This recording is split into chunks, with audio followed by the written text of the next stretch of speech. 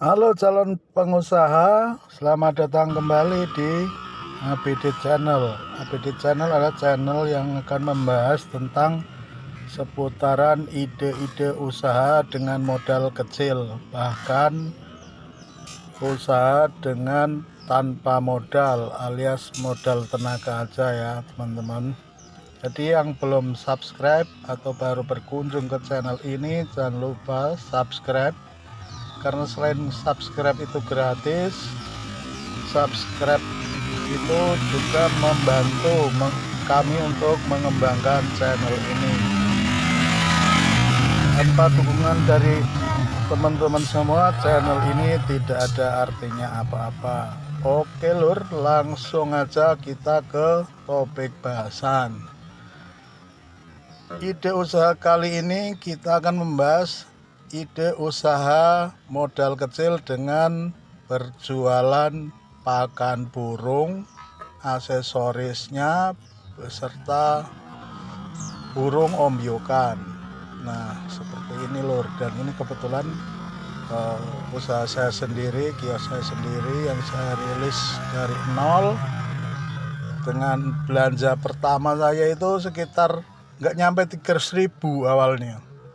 Ini karena bingung mau belanja apa dulu. Nah, di sini juga akan kita bahas tentang di mana tempat belanjanya, di mana cara order jangkrik, ulat-ulat Hongkong dan lain-lainnya kita akan bahas di sini ya, Lur. Jadi simak video ini sampai selesai. Nah, awalnya saya dulu itu hanya penggemar burung. Jadi hanya memelihara burung tapi tidak tahu kalau ini akan menjadi satu usaha saya. Nah, dari hobi saya itu memelihara sekitar 30-an ekor burung. Nah, terus suatu hari itu istri saya resign dari kerjaannya. Nah, untuk membuat kesibukan istri, saya punya gagasan yaitu membuka toko pakan burung ini lur. Nah awalnya juga bingung mau belanja barangnya ini di mana, terus beli jangkriknya di mana, ulet di mana. Awalnya saya juga nggak tahu. Alat-alat pancing, aksesoris akuarium, terus umpan-umpan mancing itu awalnya juga saya nggak tahu tempat belanja di mana. Nah karena ada kemauan, akhirnya tanya dan bisa belanja dan dibuka. Modal awal untuk membuka kios burung ini sebenarnya bisa diminimalisir ya lur, bisa nyicil lah kasarannya. Kita punya duit berapa, nggak usah terlalu banyak-banyak dulu, karena saya modalnya juga orang yang menghargai modal, karena kita keterbatasan modal. Jadi saya punya pemikiran sewa tempat itu saya cari yang bulanan ya lur. Ini bulanan semua bayarnya. Dan belanja awal pun saya juga nggak terlalu banyak. Misalnya top song saya beli 5, terus pakan ayam 5. Semua berawal dari sedikit-sedikit.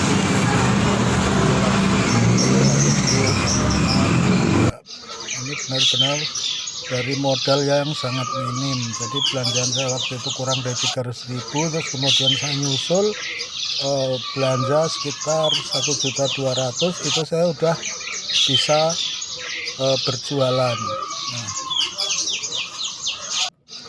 Nah kenapa belanjanya sedikit-sedikit, yaitu tadi saya orangnya keterbatasan modal dan sangat menghargai modal. Jadi saya memilih belanja sedikit-sedikit, dan begitu ada pembeli tanya misalnya ada ini enggak gitu, terus langsung saya catat. Nah besok saya belanjakan 5 pieces, terus ada yang tanya lagi apa gitu, saya belanjakan 5 pieces lagi gitu, enggak harus langsung banyak. Nah, dari situlah kita akan tahu, oh pasar itu, kebutuhan pasar itu ini. Banyak pelanggan yang mencari ini, kita dari situ akan tahu. Nah, kalau udah benar-benar berjalan barang itu, baru kita bisa beli yang satu pak, satu dus gitu, teman-teman ya. Jadi jangan sampai modal kita itu mati di suatu barang yang nggak muter, itu sayang banget teman-teman. Jadi karena keterbatasan modal itu, kita harus bisa mengantisipasi dengan cara seperti itu. Nah, keuntungan kios burung ini, kita membuka satu jenis kios, yaitu kios burung, tapi kita di situ bisa berjualan banyak macam, teman-teman ya. Karena di kios burung itu yang datang tidak hanya penggemar burung aja, tapi ada penggemar ayam, penggemar pancing, terus penggemar kelinci, penggemar kucing, itu sangat banyak sekali teman-teman. Jadi kita membuka satu kios, tapi jurusannya itu banyak gitu, dan mereka itu udah pada tahu untuk beli umpan kucing di toko burung itu ada, untuk membeli alat pancing di toko burung itu ada, seperti itu. Jadi mereka udah tahu, jadi kita nggak kesusahan untuk memasarkannya. Yang penting yaitu tadi, jangan mematikan modal awal kita. Jadi caranya seperti yang tadi saya bilang, apa yang customer cari kita nggak ada, kita tulis, besok kita belanjakan sedikit aja. Kalau habis, oh kita tambah, karena ini laku banget, dalam satu hari bisa menjual 5 pieces, baru kita tambahkan lagi belanjanya. Nah, untuk lokasi yang cocok buat kios burung itu, teman-teman bisa cari tempat yang di dalam perkampungan, bisa di dalam pasar itu bisa. Tapi yang bagus itu ya, paling bagus ya menurut saya adalah di pasar burung yang banyak penjual burung. Jadi sistemnya pedagang burung ini bukan saingan ya teman-teman, tapi berkumpul menjadi satu, seperti pasar. Jadi misalnya orang datang beli tempatnya si A nggak ada, itu di tempatnya si B ada, seperti itu. Jadi saling melengkapi sebenarnya kalau toko burung ini. Tapi kalau teman-teman ingin membukanya dan punya tempatnya itu di gang masuk perkampungan, itu juga nggak apa-apa, karena di situ juga banyak banget orang yang memelihara burung, memelihara ayam, dan hobi mancing. Nah, dan alat-alat pancing ini sebenarnya untungnya jauh lebih besar ya lur, teman-teman ya. Bisa 50% kalau di alat-alat pancing ini, bisa 50%, bisa 50% lebih. Kalau di pakan burung ini keuntungannya per bungkus itu biasanya 2.000 sampai 5.000, itu umum dijual di pasaran. Nah, kalau teman-teman yang ingin membuka usaha toko burung ini tapi bingung belanjanya di mana bang, belanjanya di mana nih, saya belum tahu. Nah, untuk belanjanya, belanjaan pakan burung ini, teman-teman bisa cari pasar burung terbesar di kota kalian. Misalnya seperti di Jakarta, pasar burung terbesarnya itu di Pasar Pramuka ya teman-teman ya.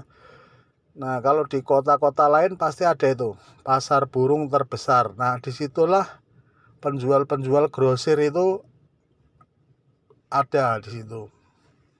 Nah, kalau teman-teman masih kesusahan mencarinya, nah teman-teman bisa lewat online juga, teman cari-cari info. Kalau untuk di Jakarta sih Pramuka itu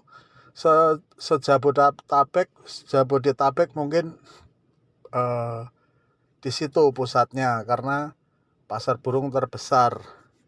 Grosirnya, pakan, aksesoris, segala macam itu ada di pasar Pramuka tersebut. Nah, dan yang lebih menguntungkan lagi ya teman-teman ya, untuk kios burung ini adalah burung ombyokan. di mana di kios-kios seperti pasar pramuka itu menyediakan burung ombyokan untuk para pedagang khususnya ya teman-teman. Misalnya di sana itu dijual umum 30.000, 50.000 untuk pembeli eceran, tapi kalau kita belinya bilang untuk pedagang gitu, misalnya perenjak dijual di pasar pramuka itu 40.000, kita bisa dapat sekitar 20.000. Untuk cipo biasa dijual 30.000, kita bisa dapat 17.500 seperti itu. Nah pokoknya kalau untuk pedagang itu beda lah kalau di pusat grosir pasar burung seperti itu. Burung ini keuntungannya lebih dari 50% teman-teman, 100% sampai 300% bisa. Contoh misalnya kita beli burung perkutut dari sananya itu 12.000, terus kita jual eceran itu bisa sampai 40.000 sampai 50.000 per ekornya. Selain untungnya banyak, nah kita harus memperhatikan faktor kerugiannya juga ya teman-teman. Kalau kita jualan makhluk hidup itu tentunya dia makan, minum, terus ada kemungkinan besar mati juga. Nah itu kemungkinan kerugiannya, ada yang lepas seperti itu biasanya. Nah tapi kalau misalnya kita beli 10 burung, taruhlah yang 1 mati atau 2 mati, ya itu mungkin masih nutup, karena keuntungannya ya bisa 100 sampai 300% tadi. Nah untuk kios burung ini juga yang lebih menguntungkan itu adalah jual pakan yang berupa hewan ya teman-teman ya, seperti jangkrik. Jangkrik itu keuntungannya bisa 50% kalau kita beli dari sales yang biasa ngirim jangkrik, itu bisa 50%. Misalnya dari sana 1 kilo atau 1 karung itu 50.000, itu biasa bisa 45, bisa 30 tergantung harga jangkrik ya. Nah itu kita jualnya 50 gram 50.000 seperti itu teman-teman. Jadi kalau saya sistem jual jangkriknya pakai timbangan digital, jadi keuntungannya bisa kita kira-kira, bisa kita hitung. Ya nggak kalah lagi ulet Hongkong, ulet Jerman itu juga 50% ya teman-teman untungnya. Pokoknya kalau buka kios burung kita harus benar-benar melengkapinya, tapi jangan langsung. Jadi nyicil dari sedikit yang kurang ini kita lengkapi semua.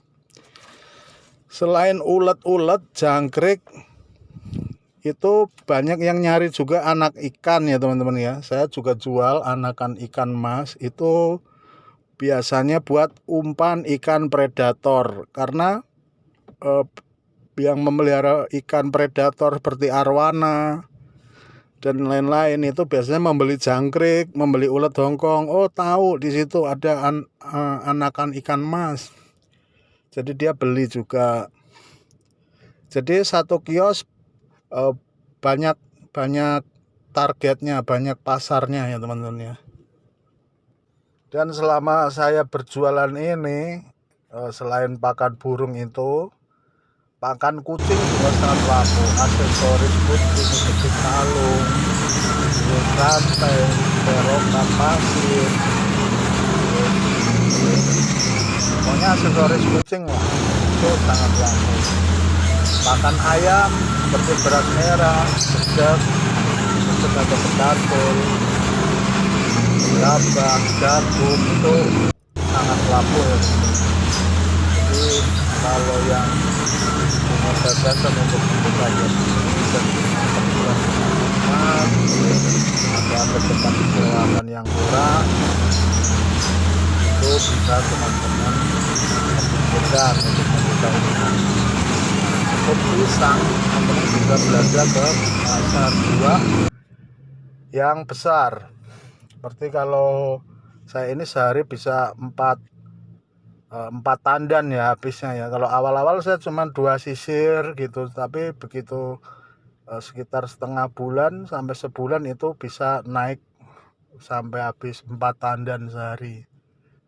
Pisang ini juga lumayan untungnya, bisa nambah-nambah pemasukan juga selain dari burung ombyokan tersebut. Nah, kalau tempatnya luas, teman-teman juga bisa membuat jasa penitipan burung kalau sekarang ini teman-teman. Karena banyak sekali orang yang memelihara burung, tiba-tiba ada acara keluar kota, mau pulang kampung, itu butuh sekali yang namanya jasa penitipan burung. Nah, karena burung itu harus memakan extra fooding berupa jangkrik dan ulet, maka burung itu kadang-kadang tidak bisa ditinggal dalam waktu 2-3 hari. Apalagi yang makan buah seperti cucak hijau itu tidak makan fur, jadi pisang harus selalu ready di situ. Jadi penitipan burung ini sangat-sangat menjanjikan juga ya teman-teman, kalau teman-teman punya tempat yang aman dan luas. Soalnya untuk faktor keamanan dan tempat yang luas itu sangat penting, karena kalau penitipan burung itu harus aman dari tikus, harus aman dari pencuri. Karena kalau burungnya nggak sehat atau apa itu kita bisa komunikasi langsung. Kalau untuk sekarang ya bisa WA, bisa video call untuk mengabari ke pemiliknya, seperti itu teman-teman. Nah, untuk teman-teman yang berminat usaha seperti ini dan masih bingung, bisa tanya-tanya sama saya di kolom komentar, nanti bisa saya jawab. Setahu saya berikan ilmunya. Misalnya mau belanja ini, mau beli itu di mana, ini di mana, itu bisa tanya-tanya di kolom komentar, nanti saya jawab. Yang penting teman-teman ada kemauan dan ada tempat. Nah, sekalian bagaimana melihat lingkungan sekitar untuk dibuka seperti ini cocok atau enggak gitu. Karena usaha ini tidak harus mengeluarkan modal yang sangat besar. Jadi cukup, kalau saya ini tempat sewa bulanan 800.000 dan saya belanja pertama sekitar 300, kurang dari 300.000, sekitar 280-an, dan saya nambah 1.200.000 itu udah bisa jualan. Nah, berikutnya saya catetin dari pembeli yang mencari barang. Nah, dari situ alhamdulillah bisa berjalan. Nah, syukur-syukur teman-teman bisa memiliki tempat yang strategis seperti pasar, atau lebih bagusnya lagi pasar burung sekalian. Kalau pasar burung kalian itu tentunya orang dari mana-mana datang ke situ untuk mencari barang. Kalau si A nggak ada, datang si B, itu kemungkinan lakunya lebih besar ya teman-teman ya. Jadi seperti pasar burung pramuka, pasar burung barito, seperti itu kemungkinan lakunya lebih besar. Semakin banyak kios-kios burung, semakin kemungkinan lakunya lebih besar. Karena orang udah pada tahu, oh itu pasar isinya burung, keperluan burung, aksesoris dan segala macam. Jadi teman-teman bisa modal kecil dulu, nggak langsung besar. Syukur-syukur punya modal besar, bisa langsung buka yang lebih besar. Tapi pesan saya ya, harus dimulai dari pelan-pelan lah, itu lebih bagus. Jangan langsung beli ini 1 dus, itu 1 dus, itu takutnya barangnya nggak laku dan menghentikan perputaran modal. Itu sangat sayang sekali ya teman-teman ya, karena beda tempat itu beda customer, beda kebutuhan customer, itu perlu diperhatikan. Jadi mendingan berawal dari yang sedikit-sedikit dulu, udah pasti laku baru kita perbanyak. Apalagi seperti kroto itu lakunya biasa hari-hari tertentu atau hari-hari libur biasanya, karena pemancing itu adanya event-event lomba mancing itu di hari-hari tertentu, hari-hari libur seperti itu teman-teman. Kalau untuk burung itu sebenarnya kroto itu daya belinya lebih sedikit dibandingkan untuk mancing, karena mancing itu sekali beli bisa 1 on, 2 on untuk sekali membuat umpan. Kalau burung orang pasti biasa beli 5.000, 10.000 tergantung burungnya. Tapi kalau persentasenya menurut saya kebutuhan kroto itu cenderung ke pemancing. Seperti itu teman-teman. Oke, sekian dulu teman-teman. Terima kasih telah menonton. Salam.